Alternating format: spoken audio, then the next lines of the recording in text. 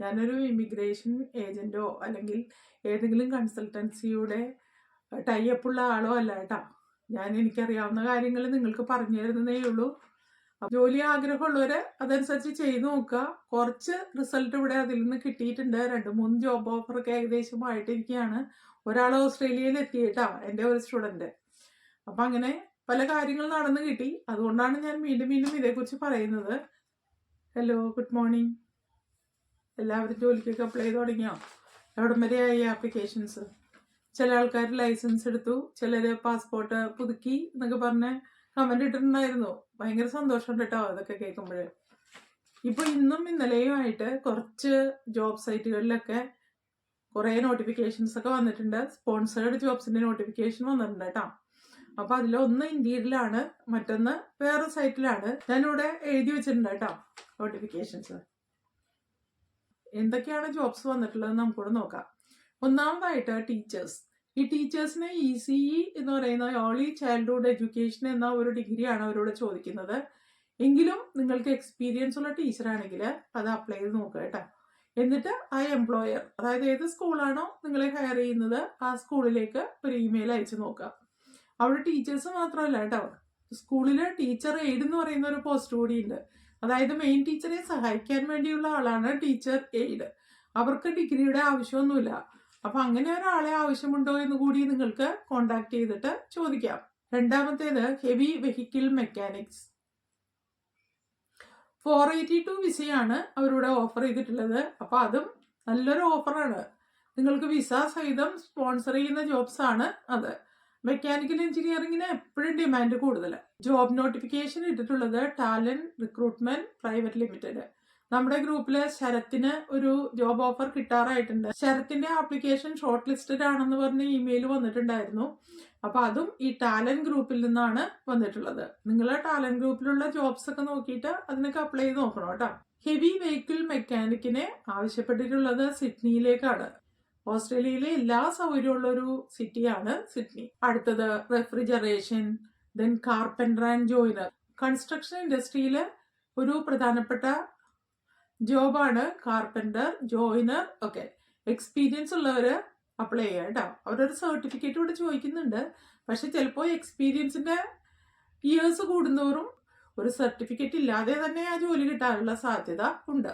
എന്നിട്ട് എംപ്ലോയർക്ക് ഒരു contact letter അയച്ചു നോക്കണം. Occupational therapist, treatment nurse, theatre nurse, EPC nurse, എനിക്കറിയില്ല കേട്ടോ എന്താന്ന്. അവർക്കൊക്കെ ഡിമാൻഡ് ഉണ്ട്. അവർക്കും ജോബ് നോട്ടിഫിക്കേഷൻ വന്നിട്ടുണ്ട്. ഡയറ്റീഷ്യനെ ആവശ്യമുണ്ട്, സൈക്കോളജിസ്റ്റിനെ ആവശ്യമുണ്ട്. മറ്റൊരു മോസ്റ്റ് ഡിമാൻഡഡ് ജോബാണ് സൈക്കോളജിസ്റ്റ്. സൈക്കോളജി ഒക്കെ കഴിഞ്ഞ് 2-3 വർഷത്തെ എക്സ്പീരിയൻസ് ഉണ്ടെങ്കിൽ അവർക്കിവിടെ നല്ല ജോബ് കിട്ടും കേട്ടോ. ബോത്ത് ന്യൂസിലൻഡ് ആൻഡ് ഓസ്ട്രേലിയയിൽ അവർക്ക് ഡിമാൻഡ് ഉണ്ട്. അടുത്തത് കൈറോപാക്ടർ ആണ്. എന്താണ് ഈ കൈറോപാക്ടർ? നമ്മുടെ നാട്ടിലിപ്പോ നടുവേദന, കാലുവേദനയൊക്കെ വരുമ്പോൾ എവിടെയെങ്കിലും ഒക്കെ ചെന്നിട്ട് ഇങ്ങനെ ഞരമ്പൊക്കെ പിടിച്ചിടണമെന്ന് പറയില്ലേ, അതുപോലെ എല്ലൊക്കെ ഇങ്ങനെ വലിച്ച് പൊട്ടിക്കുക, അങ്ങനെയുള്ളതൊക്കെ ചെയ്യുന്നവരാണ്. അതായത് നമ്മുടെ സ്കെലിട്ടന്റെ സ്ഥാനം ശരിയാക്കുന്നവരാണ് കൈറോപാക്ടർ. ഇവിടെ 5 വർഷത്തെ ഒരു കോഴ്സാണുള്ളത്. നാട്ടിലും അങ്ങനെയുള്ള കോഴ്സുകളൊക്കെ ഉണ്ടെന്ന് ഞാൻ വിചാരിക്കുന്നു. അപ്പോൾ കൈറോപാക്ടേഴ്സ് എക്സ്പീരിയൻസ് ഉള്ളവരുണ്ടെങ്കിൽ ജോബിന് അപ്ലൈ ചെയ്യാം കേട്ടോ. നിങ്ങൾക്ക് ജോലി കിട്ടാൻ സാധ്യത കൂടുതലാണ്. അതുപോലെ കുക്ക് ആൻഡ് കിച്ചൺ ഹാൻഡ്, ഇതെല്ലാവർക്കും അപ്ലൈ ചെയ്യാവുന്ന ഒരു ജോലിയാണ് കേട്ടോ. കിച്ചൺ ഹാൻഡ് എന്ന് വെച്ചാൽ നമ്മൾ അവിടെ കിടന്ന് ഭയങ്കര ജോലി എടുക്കുകയൊന്നും വേണ്ട. ഡിഷ് വാഷറിലാണ് പാത്രങ്ങളൊക്കെ കഴുകുന്നത്. അപ്പോൾ അതിലേക്ക് എടുത്തു വെക്കുക, അതുപോലെ കഴുകി കഴിയുമ്പോൾ അതൊക്കെ തുടച്ച് മാറ്റി വെക്കുക, ഇങ്ങനെയുള്ള ജോബ്സ് ഒക്കെയാണ് അതിൽ വരുന്നത്. ഏജ്ഡ് കെയർ നഴ്സാണ്. ഇതില് നഴ്സുമാർക്കാണ് ഇത് അപ്ലൈ ചെയ്യാൻ സാധിക്കുക. അതായത് ഏജ്ഡ് കെയർ ജോബ്സ് എന്നൊക്കെ പറയുന്നത് നഴ്സുമാർ മാത്രം അപ്ലൈ ചെയ്താൽ മതി കേട്ടോ. പിന്നെ നിങ്ങൾക്ക് കെയറിങ്ങിൽ ഒരുപാട് എക്സ്പീരിയൻസ് ഉണ്ടെങ്കിൽ നിങ്ങൾക്ക് ഒന്ന് അപ്ലൈ ചെയ്ത് നോക്കിയിട്ട് ഒരു ലെറ്റർ അയച്ച് നോക്കാം. അപ്പോൾ ചിലപ്പോൾ നിങ്ങൾക്കും കിട്ടാൻ ചാൻസ് ഉണ്ട്. ഫിസിയോതെറാപ്പിസ്റ്റ് വിത്ത് എക്സ്പീരിയൻസ് ഉള്ളവര് ആ ജോലിക്ക് അപ്ലൈ ചെയ്യണം കേട്ടോ. ഷെഫിനെ ആവശ്യമുണ്ട്, തിയേറ്റർ നഴ്സിനെ ആവശ്യമുണ്ട്, റിക്കവറി നഴ്സിനെ ആവശ്യമുണ്ട്. ഇവരൊക്കെ തന്നെ രജിസ്റ്റേർഡ് നേഴ്സ് വേണമെന്നാണ് അവരോട് പറയുന്നത്. പക്ഷേ രജിസ്റ്റേർഡ് അല്ലാത്തവർക്കും റീലൊക്കേറ്റ് ചെയ്യാനായിട്ട് ആഗ്രഹമുണ്ടെന്ന് പറഞ്ഞുകൊണ്ട് നിങ്ങൾക്ക് അപ്ലൈ ചെയ്യാം. ഇതൊക്കെ വിസ സ്പോൺസർഷിപ്പ് ജോബ്സ് ആണ്. പ്ലാൻ മെക്കാനിക്, ഫ്ലെക്സി പാർട്സ് എന്നാണ് ഇതിൽ പറയുന്നത്. എനിക്ക് എന്താന്ന് മനസ്സിലായില്ല കേട്ടോ. അപ്പോൾ ഇതിന്റെ കമ്പനിയുടെ പേരാണ് വെസ്റ്റ് ട്രാക്ക് പ്രൈവറ്റ് ലിമിറ്റഡ്. ഇവിടെ ഓരോ കമ്പനിയുടെയും കൂടെ PTY ലിമിറ്റഡ് എന്ന് ഓസ്ട്രേലിയയിലുള്ള പ്രൈവറ്റ് ആയിട്ടുള്ള കമ്പനികളാണ് PTY ലിമിറ്റഡ് എന്ന് അറിയപ്പെടുന്നത്. സോഫ്റ്റ്വെയർ ഡെവലപ്പേഴ്സിനെ ആവശ്യമുണ്ട്. ഇതൊക്കെ 2026 വരുന്ന വേക്കൻസിക്കുള്ള എക്സ്പ്രഷൻ ഓഫ് ഇൻട്രസ്റ്റ് ആണ്. അപ്പൊ ഇപ്പൊ അത് പഠിക്കുന്നവരോ ജോലി ചെയ്യുന്നവരോ ഉണ്ടെങ്കിൽ നിങ്ങൾക്ക് അപ്ലൈ ചെയ്യാം. 2026 ആകുമ്പോഴേക്കും നിങ്ങൾക്ക് ആവശ്യത്തിനുള്ള എക്സ്പീരിയൻസ് ആവും. അത് വെച്ചിട്ട് നിങ്ങൾക്ക് ജോബിന് അപ്ലൈ ചെയ്യാം. ഇലക്ട്രോണിക് റിപ്പയേഴ്സിന് സർവീസ് ടെക്നീഷ്യൻസിനെ ആവശ്യമുണ്ട്. ഇത് വിക്ടോറിയ എന്ന് പറയുന്ന ഒരു സ്ഥലത്തേക്കാണ്. അപ്പോൾ ഇലക്ട്രോണിക്സിലൊക്കെ എക്സ്പീരിയൻസ് ഉള്ളവര് അത് ജോലിക്കും അപ്ലൈ ചെയ്യുക. ഗിപ്സ്ലാൻഡ് ഇലക്ട്രോണിക് റിപ്പയേഴ്സ് എന്നാണ് ആ കമ്പനിയുടെ പേര്. അവരുടെ വെബ്സൈറ്റ് എടുത്തിട്ട് അതിൽ നിന്ന് കോണ്ടാക്ട് ചെയ്യാം. ഇത് കൂടാതെ ഇൻഡീഡിൽ വന്നിട്ടുള്ള ചില ജോലികളാണ് electricians, plumbers, fitters, auto dismantler, cook, mechanic. ഇവർക്ക് ഇത്തരത്തിലുള്ള എല്ലാ ജോബ്സും അതിലുണ്ട്. ടൊമാറ്റോ പിക്കിങ്ങിന് ജോലിക്കാരെ ആവശ്യമുണ്ടെന്ന് ഇവിടെ പറയുന്നുണ്ട്. ടൊമാറ്റോ പിക്ക് ചെയ്യണം, ഗ്രേഡ് തിരിച്ചിട്ട് അത് പാക്കറ്റിലാക്കേണ്ടി വരും. അങ്ങനെയുള്ള ജോബ്സ് ഒക്കെയാണ് ടൊമാറ്റോ പിക്കിങ്ങിന്. അവർ പ്രത്യേകം പറയുന്നുണ്ട് ഇത് റൂറൽ ഏരിയയിലാണ്, അതുകൊണ്ട് നിങ്ങൾക്ക് യാതൊരു സൗകര്യങ്ങളും ഉണ്ടാവില്ല, അങ്ങോട്ട് ട്രാൻസ്പോർട്ടേഷൻ ഇല്ല എന്നൊക്കെ പറയുന്നുണ്ട്. അപ്പൊ ഇതെല്ലാം സഹിക്കാൻ തയ്യാറുള്ളവരാണെങ്കിൽ ആ റൂറൽ ഏരിയയിൽ ചെന്ന് താമസിച്ച് അവിടെ അക്കോമഡേഷനും അവർ തരില്ല. അപ്പൊ നമ്മൾ തന്നെ എല്ലാം കണ്ടെത്തിക്കൊള്ളാം. സാധനങ്ങളൊക്കെ കൃത്യമായിട്ട് തൂക്കി പാക്ക് ചെയ്ത് തരംതിരിച്ചൊക്കെ വെക്കുന്ന പിക്ക് പാക്കേഴ്സിനെ ആവശ്യമുണ്ട്. ആ കമ്പനിയുടെ പേര് മെറ്റ്കാഷ് എന്നാണ്. അപ്പൊ എല്ലാവരും ഈ ജോബൊക്കെ സെർച്ച് ചെയ്തിട്ട് നിങ്ങൾ ജോബിന് അപ്ലൈ ചെയ്യാം കേട്ടോ. 2 ലിങ്ക് ഞാനിവിടെ ഡിസ്ക്രിപ്ഷനിലൂടെ കൊടുത്തേക്കാം. പിന്നെ കഴിഞ്ഞ കമന്റിലൊക്കെ കുറച്ച് പേര് ഇവിടുത്തെ ഓരോ കാര്യങ്ങളെ കുറിച്ച്, സ്കൂളിങ്ങിനെ കുറിച്ച്, ഇവിടുത്തെ ഫ്യൂവലിന്റെ പ്രൈസ് എത്രയാണ്, മാർക്കറ്റിലെ സാധനങ്ങളുടെ വില എത്രയാണ്, ഇതൊക്കെ ചോദിച്ചിട്ടുണ്ടായിരുന്നു. അപ്പൊ അതിനെ ഫസ്റ്റ് ഞാനിവിടെ സ്കൂളിംഗ് പറയാം കേട്ടോ. ഒരു കുട്ടിക്ക് 5 വയസ്സാവുന്നത് എന്നാണോ അന്നാണ് ആ കുട്ടിയെ സ്കൂളിൽ ചേർക്കുന്നത്. നമ്മുടെ നാട്ടിലെ പോലെ അടുത്ത ജൂണിലേക്ക് കാത്തിരിക്കേണ്ട ആവശ്യമില്ല. 5 വയസ്സാവുന്നത് ഇപ്പൊ മാർച്ച് 10-ാം തീയതി ആണെങ്കിൽ മാർച്ച് 10-ാം തീയതി മുതലേ കുട്ടിക്ക് സ്കൂളിൽ പോകാം. 5-6 ദിവസത്തെ ട്രയൽ ഉണ്ടാവും. കുട്ടി അവിടെ കൊണ്ടുവരുത്തി ഉച്ചയാകുമ്പോൾ നമ്മൾ കൊണ്ടുവരുന്നു. വീണ്ടും അത്രയും ദിവസം കഴിയുമ്പോഴേക്കും കുട്ടി സ്കൂളിൽ പോകുന്നു. 1-ാം ക്ലാസ്സിലേക്കല്ല കുട്ടി ആവുന്നത്. ഇയർ 0 എന്നാണ് ആ ഫസ്റ്റ് ക്ലാസ്സോടെ അറിയപ്പെടുന്നത്. അടുത്ത വർഷം കുട്ടി ഇയർ 1-ലേക്കാവും. ഇവിടെ ഗവൺമെന്റ് സ്കൂളുകളും പ്രൈവറ്റ് സ്കൂളുകളും ഉണ്ട്. ക്ലാസ്സുകളിൽ കൂടുതലൊന്നും പഠിക്കാനുണ്ടാവാറില്ല. പ്രൈവറ്റ് സ്കൂളിലാണെങ്കിൽ നമ്മുടെ നാട്ടിലെ പോലെ തന്നെ ഒരുപാട് കാര്യങ്ങൾ ഇവിടെ ചെയ്തു തീർക്കാനുണ്ടാവും. വീട്ടിൽ വന്നാൽ ഹോംവർക്കുകൾ. എന്നാൽ ഗവൺമെന്റ് സ്കൂളില് എല്ലാം അവിടെ വെച്ച് തന്നെ അവരുടെ പ്രാക്ടിക്കലായിട്ട് പഠിപ്പിച്ചാണ് ഇങ്ങോട്ട് വിടുന്നത്. കുട്ടികൾ വീട്ടിലേക്ക് കൊണ്ടുവരുന്നത് കുറെ ലൈബ്രറി ബുക്സ് ആണ്.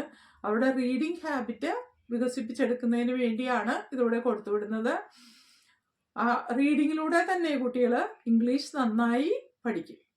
ഇയർ 1 കഴിയുമ്പോഴേക്കും അവർ ഇംഗ്ലീഷ് വായിക്കാനും എഴുതാനും പഠിച്ചു കഴിയും. പിന്നെ ഇവര് ലൈബ്രറി പോയി ബുക്സ് ഒക്കെ എടുത്തിട്ട് ആ ബുക്സ് എല്ലാം തന്നെ വായിച്ച് അതിന്റെ സമ്മറി ഒക്കെ എഴുതി ടീച്ചേഴ്സിന് കൊടുക്കാറുണ്ട്. ഇവിടുത്തെ സ്കൂളിന്റെ കാര്യം പറയുമ്പോഴേ ഒരു കാര്യം എനിക്ക് പറയാനുണ്ട് കേട്ടോ. രാവിലെ നമ്മൾ ചെല്ലുമ്പോൾ കുട്ടികളെ അവിടെ കൊണ്ടേ ഇറക്കുന്നു. കുട്ടിയെ അച്ഛൻ ഹഗ് ചെയ്യുന്നു, അമ്മ ഹഗ് ചെയ്യുന്നു, എന്നിട്ട് ക്ലാസ്സിലേക്ക് വിടുന്നു. തിരിച്ചു വൈകുന്നേരം ചെല്ലുമ്പോഴും അച്ഛൻ ഹഗ് ചെയ്യുന്നു, അമ്മ ഹഗ് ചെയ്യുന്നു, കാറിലേക്ക് കയറ്റുന്നു. അപ്പൊ ഇതൊക്കെ കാണുമ്പോൾ എന്റെ ഹസ്ബൻഡ് പറയേ കുട്ടിയെ യുദ്ധത്തിന് വിടണ പോലെയാണ് അവിടെ കൊണ്ടുപോയി വിടുന്നതെന്ന്. സാധാരണ നമ്മൾ ഇതുപോലെയൊക്കെ പോകുമ്പോഴാണല്ലോ ആൾക്കാർ കരഞ്ഞു വിളിച്ച് അവിടെയൊക്കെ കൊണ്ടുപോയി ആളുകളെയൊക്കെ കെട്ടിപ്പിടിച്ചൊക്കെ പോരുന്നത്. അപ്പൊ ഇവിടെ എല്ലാ ദിവസവും ചെയ്യുന്ന കാര്യങ്ങളാണ് ഈ പറയുന്നത് കേട്ടോ. ഹഗ് ചെയ്യല് ഇവിടുത്തെ ഒരു കോമൺ ആയിട്ടുള്ള കാര്യമാണ്. അത് ഇപ്പോ വലിയ ആൾക്കാരാണെങ്കിലും ആദ്യമായിട്ട് കാണുമ്പോൾ വിഷിക്കാനായിട്ട് ഹഗ് ചെയ്യാണ് ചെയ്യുന്നത്. ചിലപ്പോൾ നമുക്ക് ഇന്ത്യൻസിനത് ഇഷ്ടപ്പെട്ടില്ല എന്ന് വരും, പക്ഷേ അവരുടെ ഒരു കോമൺ രീതിയാണ് ഈ ഹഗ് ചെയ്യല്. പിന്നെ സ്കൂളില് ഏകദേശം ഒരു 4-5 ക്ലാസ്സുകളാകുമ്പോഴേക്കും അവർ കംപ്ലീറ്റ് ഇംഗ്ലീഷ് അതുപോലുള്ള കാര്യങ്ങളൊക്കെ പഠിച്ചു കഴിയും. അതിനുശേഷം അവർക്ക് പ്രാക്ടിക്കൽ ആയിട്ടുള്ള നോളജ് കൊടുക്കാൻ വേണ്ടിയിട്ട് പല കാര്യങ്ങൾക്കായി അവരെ പുറത്തു കൊണ്ടുപോകും. അതുപോലെ കുക്ക് ചെയ്യുന്നതിനും എംബ്രോയിഡറി ചെയ്യുന്നതിന് അതുപോലെ സ്റ്റിച്ച് ചെയ്യുന്നതിന് ഈ കാര്യങ്ങളൊക്കെ അവരെ പഠിപ്പിക്കുന്നു. ഇനി മുകളിലെ ക്ലാസ്സിലേക്ക് ചെല്ലുന്തോറും ഒരു വീട് പണിയാൻ വരെ അവരെ പഠിപ്പിച്ചിട്ടാണ് പുറത്തേക്ക് ഇറങ്ങുന്നത്. ഒരു കുട്ടി സ്കൂളിൽ നിന്ന് ഇറങ്ങുമ്പോഴേക്കും അവര് സ്വന്തം വീട് പണിയാൻ പഠിച്ചിട്ടുണ്ടാവും. എന്ത് അത്ഭുതമാണല്ലേ. വീടിനൊരു എക്സ്റ്റൻഷനൊക്കെ എടുക്കണമെന്നുണ്ടെങ്കിൽ ഇവര് പുറത്തു നിന്നും ആരെയും ഹയർ ചെയ്യാറില്ല. നേരെ മറിച്ച് കയ്യിലുള്ള നോളജ് വെച്ച് അവര് അവരുടേതായിട്ടുള്ള ഫെൻസും അവരുടെ വീടിന്റെ എക്സ്റ്റൻഷനും ഒക്കെ അവര് തന്നെ ചെയ്യും. ഇതെല്ലാം പഠിച്ചാണ് അവര് സ്കൂളിൽ നിന്ന് ഇറങ്ങുന്നത്. നമ്മുടെ നാട്ടിലാണെങ്കിലോ കുറെ കാണാതെ പഠിച്ചല്ലേ വരുന്നത്. അതുപോലെ കാണാതെ പഠിക്കുകയല്ല ഇവിടെ ചെയ്യുന്നത്. ഹൈസ്കൂൾ കഴിയുമ്പോഴേക്കും കുറേ കുട്ടികൾ ജോലിക്കൊക്കെ ആയിട്ട് പോകും. ഹയർ സ്റ്റഡീസിന് പോകുന്ന കുട്ടികളുടെ എണ്ണം ഇവിടെ വളരെ കുറവാണ്.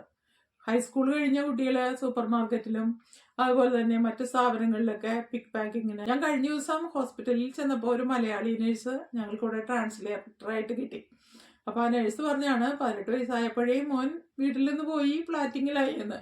ഈ 18 വയസ്സ് കഴിഞ്ഞപ്പോൾ അവനിവിടെ യൂണിവേഴ്സിറ്റിയിൽ പഠിക്കുന്നതാണ്. പക്ഷെ അതിനോടൊപ്പം തന്നെ ജോലി ചെയ്ത ഫ്രണ്ട്സിന്റെ കൂടെ പോയി ഫ്ലാറ്റിൽ താമസിച്ചുകൊണ്ടിരിക്കുകയാണ്.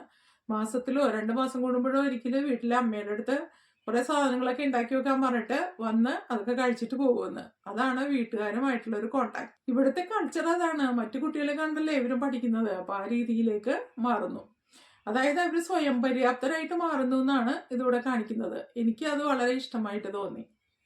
സ്കൂളിലെ കുട്ടികൾ സ്ലീപ്പ് ഓവർ എന്ന് പറഞ്ഞിട്ട് ഫ്രണ്ട്സിന്റെ വീട്ടിൽ പോയി ഒരു ദിവസം രാത്രി താമസിക്കും.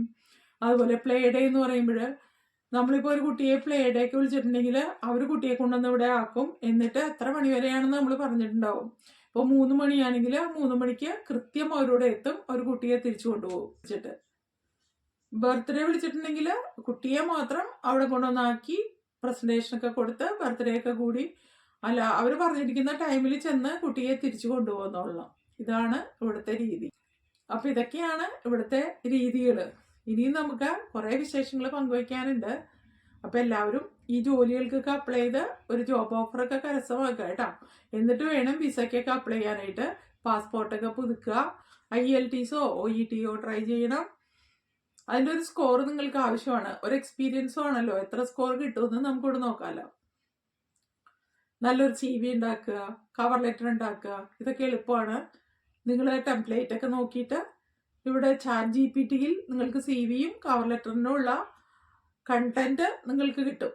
അപ്പൊ അത് ചേർത്ത് CVയും കവർ ലെറ്ററും ഉണ്ടാക്കുക. ഇനി അത് സാധിച്ചില്ലെങ്കിൽ അതിനുള്ള ഏജൻസികളുണ്ട്. ആ ഏജൻസികൾക്ക് $10 കൊടുത്തിട്ടുണ്ടെങ്കിൽ അവർ നിങ്ങൾക്ക് ഈ ഓസ്ട്രേലിയ ന്യൂസിലൻഡിലുള്ള കവർ ലെറ്ററും CVയും നിങ്ങൾക്ക് ഉണ്ടാക്കി തരും. ലിങ്ക്ഡിനിൽ ഒരു പ്രൊഫൈൽ ഉണ്ടാക്കുക. അത് വെച്ച് നിങ്ങൾ അപ്ലൈ ചെയ്യുക. അങ്ങനെ നിങ്ങളുടെ ആപ്ലിക്കേഷൻ ഷോർട്ട് ലിസ്റ്റഡ് ആവും എന്ന് തന്നെ വിശ്വസിക്കുക. അപ്പൊ അടുത്ത ദിവസം നമുക്ക് വീണ്ടും മറ്റൊരു വീഡിയോയുമായി അടുത്ത ദിവസം കാണാം. അതുവരെ see you. Bye.